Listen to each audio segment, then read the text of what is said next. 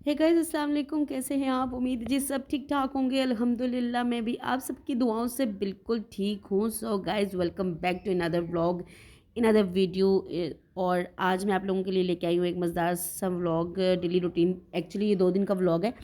तो बस मैंने आप लोगों से ये बात शेयर करनी थी कि ये 2 दिन का व्लॉग है। कल मैं थोड़ी बिज़ी थी, इस वजह से मैं व्लॉग नहीं कर पाई। तो आप लोगों से बस इतनी सी रिक्वेस्ट है कि प्लीज़ गाइस, जो भी लोग मेरे वीडियो पे नए आते हैं तो काइंडली सब्सक्राइब कर दिया करें चैनल, वीडियो को लाइक कर दिया करें, लाइक शेयर और कमेंट कर दिया करें, बेल आइकन को लाजमी दबाया करें।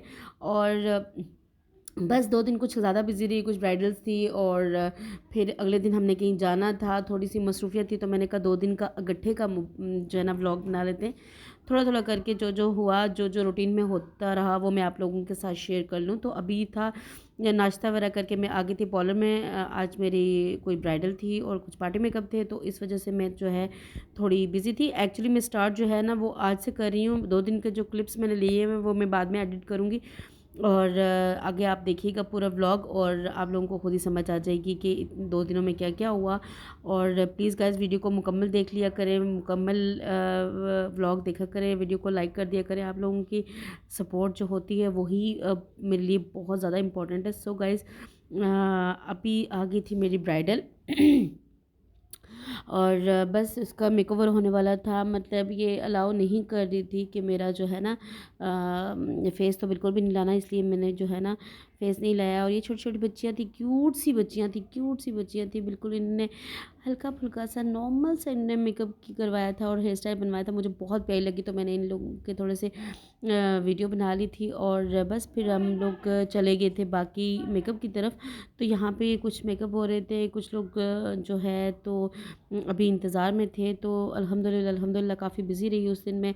कुछ लोग रेडी हो गए थे और बस यही कुछ करते-करते जो है तो हमारा आज का दिन गुज़रा। जैसे ही हमारे मेकअप वगैरह ख़त्म हुए और मेकअप ख़त्म कर, अच्छा मज़े की बात इन लोग मैं यहाँ पे एक ज़रूर ऐड करूँगी कि ये जो हमारी ब्राइडल थी उनके घर से हमारे लिए स्पेशली खाना आया था। बहुत बहुत बहुत शुक्रिया। बहुत मज़ेदार खाना था, शादी का खाना था तो ऑब्वियसली मज़े का ही होगा। स्वीट वगैरह भी थी। बस मुझे ये अपने लिए मैंने एक प्लेट बनाई थी, तो मैंने कहा मैं आप लोगों के साथ शेयर कर लूँ। शाम का टाइम था, बहुत थकी हुई थी, तो मैंने खाना खाया। बहुत ही यम्मी खाना था, बहुत ही मज़ेदार किस्म का खाना था, बहुत ही अच्छा खाना बना हुआ था। तो मैंने कहा मैं ये आप लोगों के साथ शेयर कर लूँ कि उनके घर से हमारे लिए स्पेशली खाना भी आया, क्योंकि इनके काफ़ी ज़्यादा मेकअप थे और अच्छे खासे जो है ना इनके मेकअप थे। फिर ब्राइडल भी थी, फिर काफ़ी ज़्यादा काम था, तो बस मैं थकी हुई थी बहुत ज़्यादा। अच्छा, बाकी सब वर्कर्स और मेरी हेल्पर्स, मेरी फ्रेंड भी थी, सब मेरे साथ थी, मैंने अकेले में नहीं किए। उन लोगों की बड़ी हेल्प थी मेरे साथ और उन लोगों को इतनी सख्त भूख लगी थी कि उन्होंने तो उसी टाइम खाना खा लिया। अच्छा, होता ये है ना कि जब आप बहुत ज़्यादा थके हो, वो बहुत ज़्यादा थके हो कि जब आप इतने ज़्यादा थके हो ना तो आपको दिल करता है कि यार थोड़ी देर बस रेस्ट कर लें, क्योंकि अभी खाना नहीं खाने होगा हमसे। तो मेरी वही कंडीशन थी। मैंने कहा मुझे 10 मिनट बैठने के लिए मिल जाए, उसके बाद जब मुझे भूख लगेगी तब खाना खाऊँगी। तो मैंने खाना बहुत लेट खाया था, बाकी सब ने पहले खा लिया था। तो अभी बस हम आ गए थे, एक हमारी मैम है उनके सैलून में आ गए थे हम ऐसे ही उनसे मिलने। फिर वहाँ पे हम लोगों ने चाय पी और फिर हम लोग चले गए थे घर। और ये अगले दिन की वीडियो है कि ये ना कमर्शियल मार्केट में रहमानाबाद में ये क्लास हो रही थी।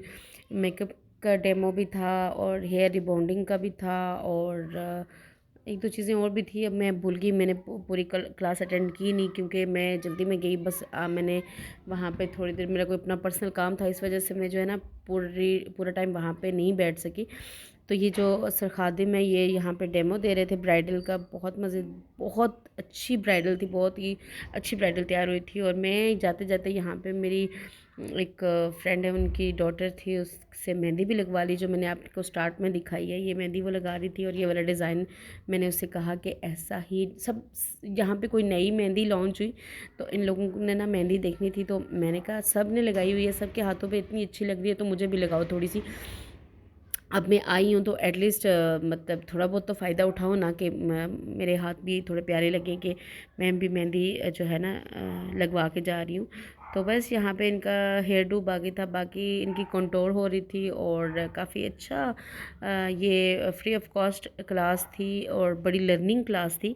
और ये क्लासेस तो हम लोग लेते रहते हैं, क्योंकि मोस्टली ऐसा होता है ना हमारे पास भी, जब न्यू न्यू टेक्निक्स आती हैं या कुछ ऐसा भी, तो वैसे तो यूट्यूब भरी पड़ी है इन चीज़ों से, लेकिन जब तक आप प्रॉपर्ली बैठ के लाइव डेमो नहीं देखते आपको उतनी समझ नहीं आती।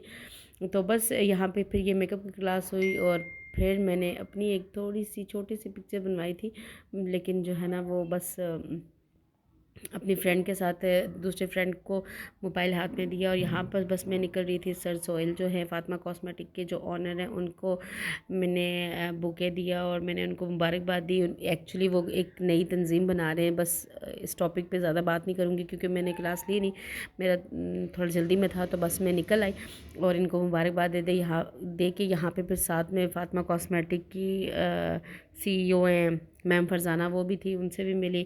जो इवेंट ऑर्गेनाइज़र हैं राशिद मलिक और लुबना मतलब लुबना मलिक, ये भी थे, इनसे भी मिली।